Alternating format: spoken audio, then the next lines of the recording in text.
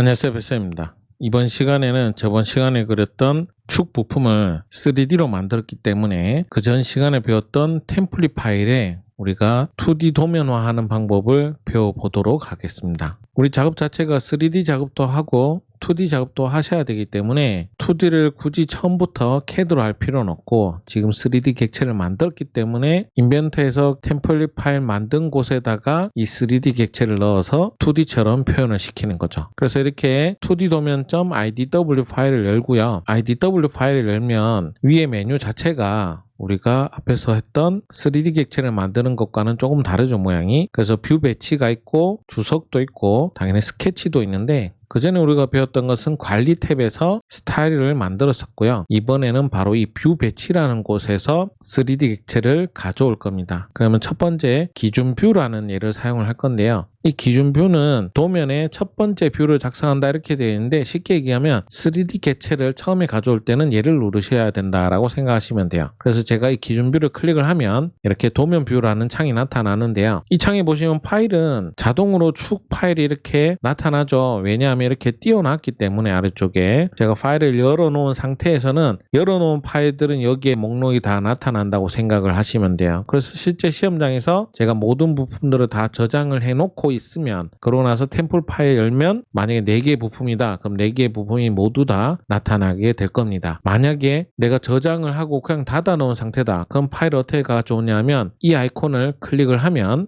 열기 창이 나타나기 때문에 여기에서 내가 저장한 파일을 가져오시면 돼요. 그래서 꼭 작업을 하고 난 뒤에는 저장을 하셔야 되는 것을 잊지 않으셔야 됩니다. 그래서 우리가 지금 축을 우선은 작업을 했으니까 얘 하나밖에 없는데요. 표현이라고 하는 부분은 우리가 버전마다 조금씩 달라요. 그래서 얘는 우선은 제쳐두고 스타일이 3가지가 있습니다. 이 중에서 은선, 그 다음에 은선 제거, 그 다음에 음영 처리 이렇게 3가지가 있는데 음영 처리는 우리가 나중에 3D 출력할 때는 얘를 씁니다. 하지만 2D 출력을 할 때는 우선은 제가 은선을 하도록 하고요. 레스터 뷰는 체크하시면 안 됩니다. 그 다음에 레이블은 별 의미가 없고 축척은 얘는 1:1로 하셔야 됩니다. 자, 그런 상태에서 화면 표시 옵션 쪽에 가시면 얘는 지금 현재 스레드 피처가 자동으로 체크가 되어 있는데 만약에 체크가 안 되어 있으면 꼭 체크를 해주시고요. 그러고 나서 이 창 자체를 제가 옆으로 치워볼게요. 치워보면 어때요? 축이 여기에 넣어 들어가 있죠. 왜냐하면 지금 현재 파일이 얘 하나밖에 없으니까 그냥 이렇게 나타납니다. 근데 옆에 보시면 얘 같은 경우는 이 정면도 큐브 아이콘이 있는데요. 이 버전은 얘가 여기에 있고요. 다른 버전에서는 구성 요소 창에 옆에 정면도 평면도를 고를 수 있는 목록 창이 여기 있을 수 있고요. 버전마다 조금 다르지만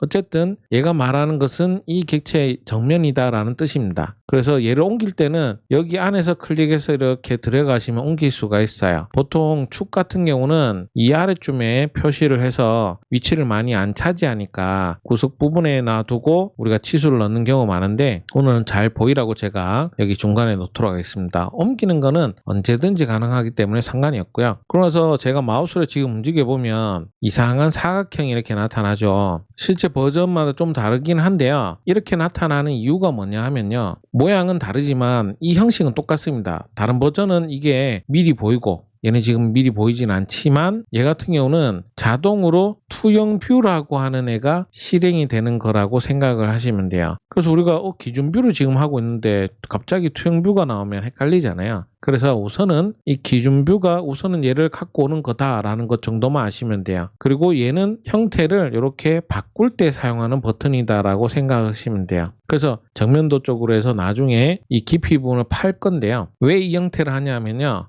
우리가 처음에 시험 칠 때 받는 도면을 보시면 도면은 어때요? 도면 자체도 축 모양이 이 모양이잖아요. 최대한 도면에 보여진 모양과 비슷하게 그려주시면 돼요. 그래서 이쪽도 보시면 키 쪽에 이렇게 해칭이 들어가 있죠. 단면이라는 뜻입니다. 왜냐하면 키홈이 이게 키 모양이라는 걸 알려주기 위해서 이렇게 속을 보여주는 거죠. 저만큼 파여졌다. 그래서 우리도 축을 그릴 때 2D화 시킬 때는 얘랑 똑같이 맞춰주셔야 돼요. 그래서 인벤터에서도 이렇게 나타날 건데요. 그런 모양 됐으니까 바로 확인 버튼 누르면 되죠. 그러면 이런 형태가 나타나는데 사실은 기준 뷰는 그냥 이렇게 바로 나타나게 하는 기능도 있지만 다시 제가 얘를 더블 클릭해서 기준 뷰 안에 들어왔습니다. 그 상태에서 제가 이쪽으로 빼서 클릭하면 어때요? 이걸 옆에서 본 모습, 그러니까 좌측 면도가 됩니다. 그 다음에 위쪽에 가서 클릭하면 평면도가 돼요. 이 형태가 누구냐면 투영 뷰가 하는 역할이라고 생각하시면 돼요. 그래서 제가 이 상태에서 확인을 클릭을 하면 투영 뷰를 여기에서 다 한 게 되고요. 취소하고 기준 뷰가 있는 상태에서 투영 뷰 자체를 클릭을 해서 얘를 클릭을 하면 어때요? 조금 전에 제가 기준 뷰에서 했던 것과 똑같은 형태로 만들 수 있습니다. 그래서 기준 뷰와 투영 뷰는 서로 연결이 되어 있다라고 생각을 하시면 돼요. 그리고 지금처럼 꼭 만들고 난 뒤에는 오른쪽 클릭을 해서 작성을 하셔야 돼요. 제가 투영 뷰 해서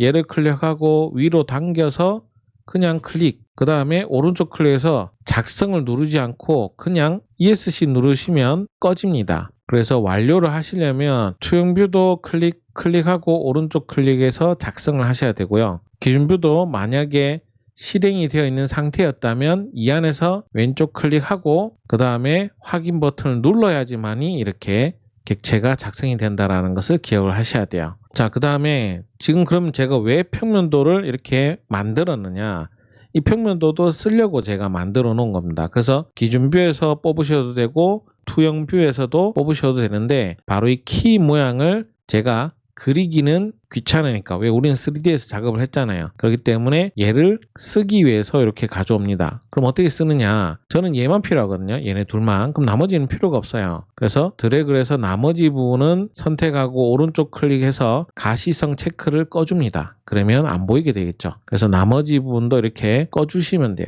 오른쪽 클릭해서 꺼주시고요. 저처럼 이렇게 화면 옮기는 것은 휠 버튼을 클릭을 하면 옮길 수 있습니다. CAD랑 확대 축소가 반대인 게 조금 귀찮긴 하지만 화면 옮기는 것은 이렇게 휠 버튼을 옮기는 것은 같으니까 기억을 하시고요. 그 다음에 이 위치는 언제든지 변경할 수 있기 때문에 자연스럽게 그냥 놔두시면 되고요. 이렇게 키 모양을 남겨놓는 것이 중요합니다. 우리가 축을 그릴 때 키가 있으면 꼭 이렇게 해야 된다는 것 기억하시면 돼요. 자, 그 다음에 우리가 기준 뷰, 투영 뷰 했잖아요. 그러면 보조는 사실은 거의 쓰실 일이 없으실 거예요. 뭐 쓸 수는 있지만 보통은 경사면이라든가 이런 모서리나 각진 부분에 많이 사용하기 때문에 보조 뷰는 이제 잘 사용되지 않고요. 단면은 지금 현재 축에서는 쓰실 일이 없을 겁니다. 그래서 얘는 다른 부품을 할 때 그때 배우시면 되고요. 상세도 원래는 축 부품에 있는데 우리가 지금 그리는 이 부품에 제가 오일실은 뺐잖아요. 그래서 얘는 오일실을 할 때 그때 사용을 하고요. 쭉 넘어와서 오버레이는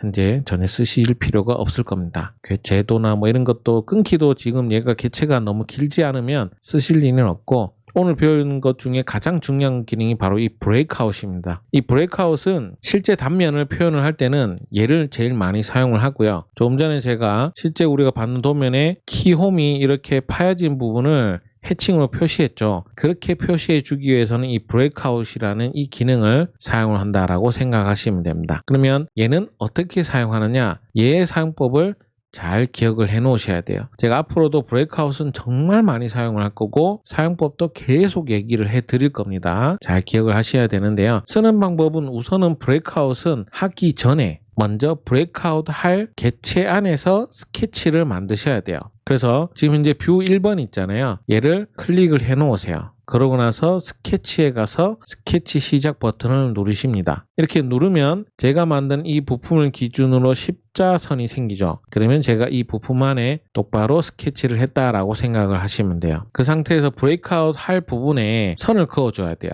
그리고 닫혀 있어야 됩니다. 그러면 조금 전에 우리가 받았던 도면처럼 이런 선은 어떻게 그리느냐, 이런 선은 우리가 이제 CAD에서는 스플라인, 자유곡선이라고 하잖아요. 인벤터에도 스플라인이 있습니다. 어디에 있냐면 여기 선 기능이 있잖아요. 그럼 선 글씨를 클릭을 하면 스플라인이 있어요. 둘 다 사용 가능합니다. 아무거나 하셔가지고, 저는 이제 닫히는 거는 스플라인 보관이 조금 더 편해서 얘를 누르는 편인데요. 보관으로 눌러서 점을 이렇게 대충 찍습니다. 우리 CAD에 스플라인 하듯이 대충 점을 찍으시면 돼요. 너무 둥글어도 괜찮으니까 이렇게 점을 찍으면 서로 연결이 되었죠. 그 다음에 이 점들 전부 다 확인하고 나서는 옮길 수가 있습니다. 그래서 모양이 좀 마음에 안 든다 싶으면 조절을 해 놓으세요. 이런 것들 조절하시면 다 가능하니까. 그 다음에 만약에 이 부품 하나밖에 없으면 얘하고 끝나면 되는데, 저는 똑같은 위치에 똑같은 평면에 똑같은 깊이를 갖고 있는 축이 있기 때문에 같이 만들어 두도록 하겠습니다. 만약에 평면 위치가 다르다면 다시 스케치를 만들어서 따로 작업을 해 주셔야 됩니다. 얘는 같으니까 이렇게 서로 닫아주고 오른쪽 클릭해서 꼭 확인해 주시고요. 조정 가능하다고 했었죠. 그러고 나서 스케치까지 마무리를 해 주세요.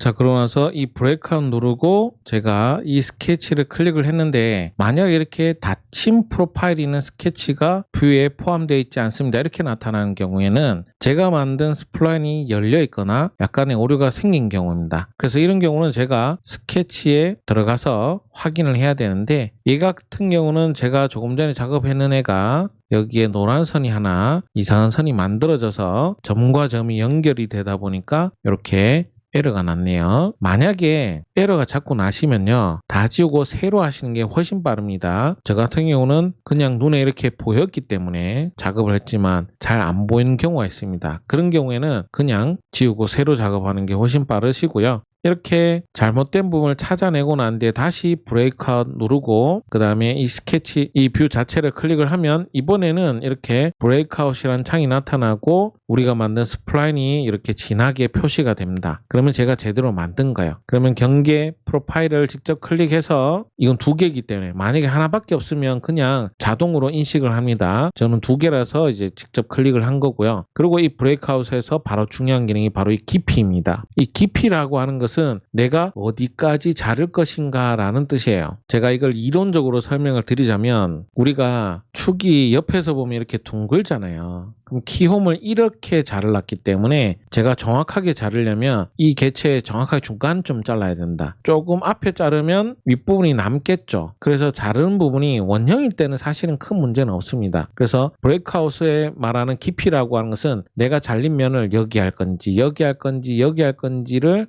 직접 고르라 라는 뜻이에요. 그래서 어떠한 위치를 지정하거나 깊이 값을 입력을 하시면 돼요. 근데 얘는 원형이니까 옆에서 보면 이 원형이 선 2개로만 표시하잖아요. 그래서 이 제일 윗선과 제일 아래선은 사실은 정중앙 가장 윗부분과 가장 아랫부분을 뜻하는 것이기 때문에 이 부분을 클릭하면 결국에는 우리가 자르려는 면을 선택하는 것과 같습니다. 그래서 우리가 브레이크아웃을 할 때 원형 객체의 브레이크아웃의 중간 지점은 이런 면을 깊이 버튼을 눌러서 이런 면을 직접 클릭하시면 돼요. 왜? 얘와 얘는 중심축이 같습니다. 그렇기 때문에 얘가 원형의 최정점, 바로 제일 윗점, 그리고 제일 중앙 부분이기 때문에 클릭을 하고 확인 버튼을 하면 어때요? 이렇게 해칭으로 나타나면서 속까지 볼 수가 있게 되는 거죠. 그래서 이 브레이크아웃을 꼭 연습을 자주 해 주셔야 됩니다. 이 시험에서 우리가 단면을 표시해야 되는 일이 굉장히 많거든요. 그래서 브레이크아웃을 자유자재로 쓰게 되면 우리가 작업하는 시간이 굉장히 많이 줄어들기 때문에 꼭 연습을 해보시면 좋을 것 같습니다. 그래서 오늘은 브레이크아웃까지 배웠는데요. 기준뷰, 투영뷰, 그 다음에 브레이크아웃 이 3가지 사용하시고 숨기는 기능까지도 완료를 해주시면 됩니다. 다음 시간에는 우리가 치수를 넣으면서 규격집과 관계된 내용도 작업을 해보도록 하겠습니다. 우선은 여기까지 꼭 저장해 놓고 다음 시간에 이어서 작업하도록 하겠습니다. 오늘도 수고하셨고요. 다음엔 더 좋은 내용으로 찾아뵙도록 하겠습니다. 감사합니다.